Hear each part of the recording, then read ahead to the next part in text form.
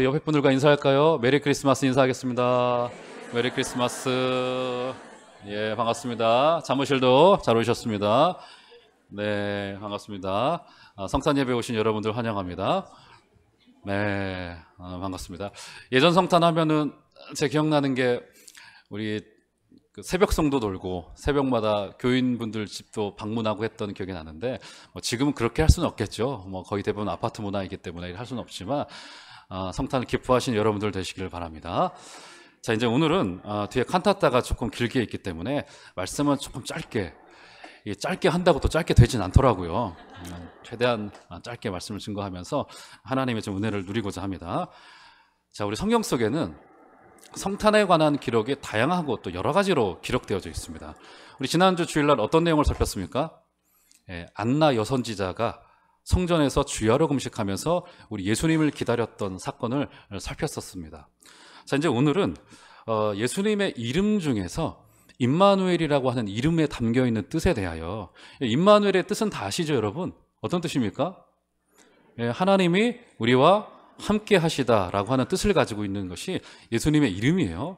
자, 임마누엘이라고 하는 이름을 통하여서 예수님이 오신 의미에 대해 좀 살펴보고자 합니다. 자, 먼저 우리가 흔히 알고 있는 예수님의 이름이 어떤 거죠, 여러분? 임마누엘 말고? 예수죠, 예수. 예수라고 하는 이름입니다. 자, 예수라고 하는 이름이 원래 헬라어로는 예수스고요. 이것이 이제 라틴어와 영어로 고쳐서 영어로 지저스가 됐고요. 우리말로는 예수라고 발음을 했습니다. 과거 한 7, 80년 전에는 예수라고 하는 이 음을 야소라고 이름하기도 했습니다. 그래서 우리 종교를 야소교다, 100년 전에는 그렇게 말했었습니다. 발음이 조금 달라졌어요. 사실 발음 자체는 중요한 게 아닙니다. 예전에는 야소교라고 했어요. 야소교, 무슨 달 이름 같아요. 야소교 그랬었습니다. 자, 그런데 그 이름의 뜻이 뭐냐면, 자, 오늘 읽지는 않았습니다만 21절로 가보시면 이런 말이 등장을 합니다. 보시면 아들을 낳으리니 이름을 예수라 하라. 이는 그가 자기 백성을 그들의 죄에서 구원할 자이심이라 하니라. 무슨 말이에요? 예수라고 하는 이름의 뜻이 뭐라고요? 자기 백성을 죄에서 구원할 자. 좀 줄여서 이야기를 하자면 바로 예수라고 하는 이름 속에 담겨있는 뜻은 구원자라고 하는 이름의 뜻을 가지고 있습니다. 자, 그런데 오늘 우리가 읽었던 본문을 보면 예수님의 이름이 한 가지 더 등장하는 것을 우리가 발견할 수 있습니다. 자, 22절로 가보시면 이 모든 일이 된 것은 주께서 선지자로 하신 말씀을 이루려 하심이니 이르시되 보라 처녀가 잉태하여 아들을 낳을 것이요 그의 이름은 무엇이라고요? 임마누엘. 그러니까 예수님의 이름이 두 가지였던 것을 확인할 수 있습니다. 한 가지는 예수라고 하는 이름이었고 또 한 가지는 임마누엘이라고 하는 이름이었다라고 하는 것입니다. 자, 임마누엘은 여러분 잘 알고 계신 대로 바로 하나님이 우리와 함께 하시다. 임마누 그리고 엘이라고 하는 두 단어가 합성된 겁니다. 엘은 하나님이라고 하는 뜻이고요. 임마누는 우리와 함께 하시다. 그래서 하나님께서 우리와 함께 하시다. 이런 뜻을 가지고 있어요. 자, 그런데 이 이름을 우리가 은혜롭게 활용을 합니다. 임마누엘의 하나님이 우리와 함께 하여 주시고 그 하나님은 우리와 늘 동행하시는 분이시다. 그래서 우리가 어려울 때도 함께 하여 주시고 우리가 필요가 있을 때 하나님께서 그 필요도 채워주시는 분이시고 우리를 잘 알고 계시는 분이시다. 이런 것을 고백할 때 임마누엘 하나님 이렇게 고백을 해요. 자, 그런데 그 말이 이렇게 틀린 말은 아닙니다. 굉장히 좋은 믿음이고요. 하나님이 우리와 동행하신다는 믿음을 갖는 것이 왜 잘못된 믿음이고 약한 믿음이겠습니까? 자, 그런데 우리가 신앙생활을 하는 김에 성경에 나와 있는 것 그대로 정확한 개념을 가지고 알고 가는 게 더 중요한 거 아니겠습니까? 사실은 임마누엘을 그 정도로만 이해한다면 충족한 의미이지 않다라고 하는 사실입니다. 자, 그러면 기왕 신앙생활을 하는 김에 정확한 내용을 좀 살펴야 될 텐데 그래서 두 가지 질문을 드리지 않을 수밖에 없어요. 첫 번째 뭐냐면 왜 예수라고 하는 이름 외에 임마누엘이라고 하는 이름이 또 필요했던 것일까? 첫 번째 질문이고요. 또 한 가지 질문을 드려볼게요. 예수님께서 평생을 공생애를 하시면서 임마누엘아 임마누엘아 이렇게 불리셨나요? 불린 적이 있던가요? 한 번도 없습니다. 예수님의 이름이 예수라고는 불렸고 선지자로도 불렸고 주라고도 불렸지만 그분의 이름을 임마누엘이라고 부른 사람은 아무도 없었고 여기밖에 등장하지 않습니다. 그러면 굳이 왜 임마누엘이라고 하는 이름이 우리 예수님께 필요했던 것일까? 자, 그래서 오늘 이 시간에는 지금부터는 이 임마누엘이 예언되어졌던 그 상황으로 되돌아가 봐서 이때로부터 700년 전에 주님의 이름이 임마누엘로 예언되어졌습니다. 그 현장으로 가서 이 임마누엘 속에 담겨 있는 중요한 의미를 간략하게 좀 살펴보도록 하겠습니다. 자, 그 현장이 어디냐면 이사야 7장입니다. 자, 이사야 7장으로 가보시면, 자, 실장을 한번 여러분 펴보실까요? 이사야 7장 1절과 2절로 한번 가보시도록 하겠습니다. 이사야 7장. 자, 이사야 7장 1절과 2절, 두 절입니다. 이사야 7장 1절 2절 보시면 제가 좀 봉독해 올릴게요. 우시야의 손자여 요담의 아들인 유다의 아하스 왕 때 아람의 르신 왕과 르말리아의 아들 이스라엘의 베가 왕이 올라와서 예루살렘을 쳤으나 능히 이기지 못하니라. 어떤 사람이 다윗의 집에 알려 이르되 아람이 에브라임과 동맹하였다 하였으므로 왕의 마음과 그의 백성의 마음이 숲이 바람의 흔들림 같이 흔들렸더라. 예, 이제 여기에는 굉장히 다소 복잡한 역사가 기록되어져 있습니다. 자, 여러분 솔로몬 때 나라가 두 군데로 나누어지죠? 어떻게 나누어집니까? 예, 북이스라엘과 남유다로 나누어지게 되어집니다. 그런데 나라의 정통성이 어디에 있었습니까, 여러분? 예, 나라의 정통성은 유다에 있었어요. 그래서 북이스라엘은 이것이 그들에게 늘 민족적인 컴플렉스로 다가왔습니다. 우리는 정통성이 있지 않은 데를 알고 있었어요. 그래가지고 남과 북으로 나누어지면서 그들이 끊임없이 분열하고 끊임없이 싸움을 해댔습니다. 이 콤플렉스였었어요. 그래서 약 기원전 한 750년경에 북이스라엘이 아람이라고 하는 나라와 군사적인 동맹을 맺게 됩니다. 그래서 북이스라엘이 남유다를 괴롭히려고 아람이라는 나라와 동맹을 하였어요. 근데 유다 입장에서는 그렇지 않아도 나라가 적고 이 두 개의 지파로 되어 있었기 때문에 국민들이 인구수가 많지 않던 상황에서 아람과 북이스라엘이 동맹했다는 이야기를 듣고는 오늘 성경에 보면 어떻게 2절에서 이야기를 하냐면 그들의 마음이 숲이 바람의 흔들림 같이 파르르 흔들렸다는 겁니다. 우리도 그럴 때 있잖아요. 밤에 잠을 이루지 못하고 마음이 갈대와 같아서 정말 불면증 안에 불면증으로 밤에 잠을 이루지 못하고 고통스럽게 밤을 보내는 경우 있지 않습니까? 오늘 남유다의 왕이었던 아하스의 마음이 이대로 가다가는 나라가 멸망하는데 죽을 위기에 처해 있는데 어떻게 해야 되나 이런 마음으로 그들의 마음이 바람에 숲이 싹싹 흔들리는 것처럼 나뭇잎이 떨어지는 것처럼 그들의 마음이 툭툭 떨어지고 말았던 겁니다. 자, 그러던 중에 이제 그들이 어떻게 하냐면 얼마나 심란했던지, 자, 4절로 가보시면 이제 그렇게 심란하던 중에 이렇게 이야기를 합니다. 이사야를 통해서 하나님께서 말씀하세요. 그에게 이르기를 너는 삼가며 조용하라. 르신과 아람과 르말리아의 아들이 심히 노할지라도 이들은 연기 나는 두 부직갱이 그루터기에 불과하니 두려워하지 말며 낙심하지 말라. 자, 선지자를 보내서 안심시키세요. 걱정하지 말아라. 저들은 부직갱이고, 부직갱이 뭔지 아시죠? 부직갱이고 나무의 구루터기에 불과하기 때문에 생명력이 없는 자들이기 때문에 절대로 두려워하지 마. 내가 너와 함께 할 거야. 두려워하지 마. 반드시 너희들에게 승리가 있을 거야. 여러분 믿으시기를 바랍니다. 우리 하나님께서 예수 그리스도 아들을 보내주신 것은 한번 그런 비유 드렸죠. 집을 구매할 때 집값이 10억이에요. 집값이 10억이면 여러분 대체로 계약금 얼마 들고 옵니까?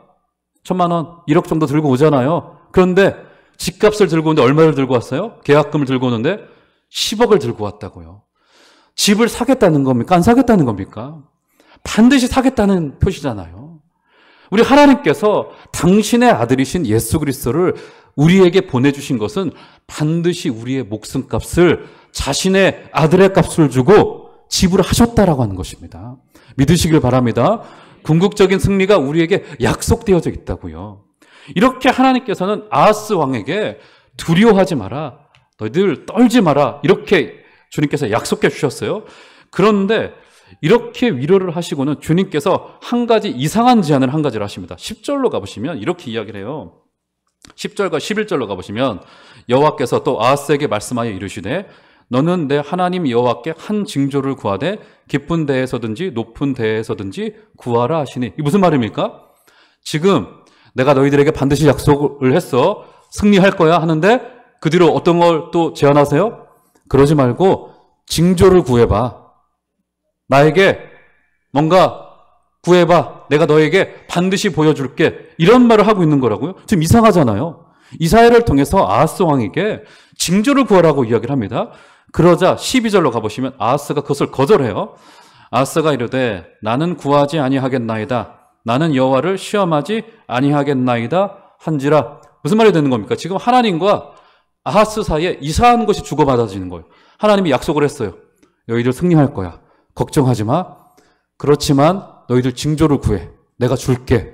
이렇게 제안하셨어요. 하나님께서 먼저. 그런데 아하스 왕이 어떻게 말합니까? 괜찮습니다. 징조 구하지 않겠습니다. 이렇게 돼버리고 만 거라고요. 이렇게 징조를 구하지 않았음에도 하나님께서는 이사야를 통해서 징조를 허락하여 주세요. 그것이 7장 14절, 그 유명한, 다 같이 한번 읽어볼까요? 이사야서 7장 14절 한번 다 같이 우리 한 소리로 한번 읽어보도록 하겠습니다. 시작. 그러므로 주께서 친히 징조를 너희에게 주실 것이라. 보라, 처녀가 잉태하여 아들을 낳을 것이요 그의 이름을, 네, 여기 아하스에게 주었던 징조가 너희들에게 한 씨가 있을 것인데 그의 이름이 무엇이라고요? 임마누엘이라 하리라 라고 하는 약속을 준 겁니다. 이 징조를 준 거라고요. 그렇죠? 이런 복잡한 역사가 이 뒷배경 가운데 있습니다. 자, 그러면 이것이 그대로 우리 예수님이 오실 예언이 되어졌고 예수님께서 오셔서 바로 천사들을 통하여 그의 이름이 임마누엘이라 라고 하는 것으로 이 약속이 성취되어졌습니다. 자, 그런데 이 뒤에 역사를 알아야 됩니다. 이제 북이스라엘과 아람이 동맹하여 어떻게 됩니까? 남유다를 쳐들어 들어와요. 그런데 하나님께서 우리가 성경을 다 찾지는 않겠습니다만 그 전쟁에서 승리토록 하십니다. 승리토록 하세요. 자, 그런데 놀랍게도 8장에 와서는 어떤 일이 벌어집니까? 결국 남유다에 누가 쳐들어오냐면 애굽과 아수르가 쳐들어옵니다. 그때 남유다가 고통스러운 고난을 당해요. 그런데 어떤 역사가 감추어져 있었냐면 북이스라엘과 아람이 쳐들어올 때 남유다가 하나님께 징조를 구하고 하나님께 은혜를 구했으나 뒷거래가 있었습니다. 어떤 뒷거래가 있었어요? 그들이 하나님 몰래 가능할 거라 생각했습니다. 무엇이요? 아수르와 동맹을 맺고 있었다고요. 남유다가. 저 북이스라엘이 아람과 동맹을 맺네? 나는 하나님도 의지하고 당시에 패권국이었던, 우리로 말하자면 미국 정도 되었던 아수르와도 동맹을 맺습니다. 아시리아와도. 그래서 하나님께서 결국 어떻게 하세요? 그들이 북이스라엘과 아람은 이기게 하였으나 8장에 와서는 아수르라고 하는 회초리를 들어서 그들에게 매를 내리칩니다. 그러면서 하나님께서 하도 답답하시니까 8장 13절에서 이렇게 이야기를 합니다. 만군의 여호와 그를 너희가 거룩하다 하고 그를 너희가 두려워하며 무서워할 자로 삼으라. 무슨 말입니까? 뒷거래하고 있는 그들에게 하나님만을 의지한다고 했었고 하나님만을 기대한다고 했었던, 말로는 그렇게 고백했던 그들이 뒤로는 어떤 거래를 했던 거예요? 아수르와 동맹을 하면서 우리가 아람을 이겨보자고 뒷거래를 하고 있었던 거라고요. 여러분, 유다는 누구의 백성입니까? 여러분들은 누구의 백성이에요? 하나님의 백성입니다. 그런데 적이 침공할 때 그들이 하나님을 의지하지 않고 뒷거래를 하면서 아수르를 의지하고 하나님을 온전히 의지하는 모습을 보이지 못하자 하나님께서는 그래서 징조를 구하라고 한 거예요. 야, 너희들 그러지 말고 징조를 구해. 내가 보여줄게. 그런데 아하스가 그것을 거절합니다. 필요 없습니다. 왜요? 그들이 의지할 만한 것이 뒷주머니에 있었거든요. 아수르라고 하는. 그래서 오늘 하나님께서는 그들의 역사에 간섭해 오시면서 내가 너희들의 주권자이고 너희들의 것이다 라고 하는 말씀을 임마누엘을 통하여 보여주고 있는 겁니다. 정리를 해보도록 하겠습니다. 성부께서 구원을 위해서 이 땅의 아들을 인간으로 보내주셨습니다. 아기로 오셔서 예수라고 하는 구원자로 보내주시면서 우리를 구원하시겠다라고 말씀하여 주셨습니다. 그런데 또 한 가지 이름을 주셨죠. 임마누엘. 어떤 뜻입니까? 내가 너와 함께 하겠다. 무슨 말입니까? 임마누엘이라는 것은 과거에는 내가 내 인생의 주인이 되어졌고 내가 원하는 것대로 따라갔고 내가 내 인생이 원하는 것대로 흘러갔는데 이제는 그렇게 두지 않고 하나님께서 우리의 인생의 한복판에 들어오셔서 우리의 주인이 되어주시겠다라고 하는 약속입니다. 사랑하는 성도 여러분, 앗수르를 의지하지 마시기를 바랍니다. 임마누엘이신데 때로는 우리에게 앗수르라고 하는 회초리를 들어서 우리를 인도하실 때도 있습니다. 그때 하나님만이 우리의 피난처가 되시고, 하나님만이 우리의 주인이 되어주시고, 하나님만이 우리의 높일 분이 되신다는 사실을 기억하시고, 아기 예수로 오신 분이 우리의 구원자이면서 동시에 우리의 주인 되신다라고 하는 사실을 기억하시는 여러분들 되시기를 주의 이름으로 축원드립니다.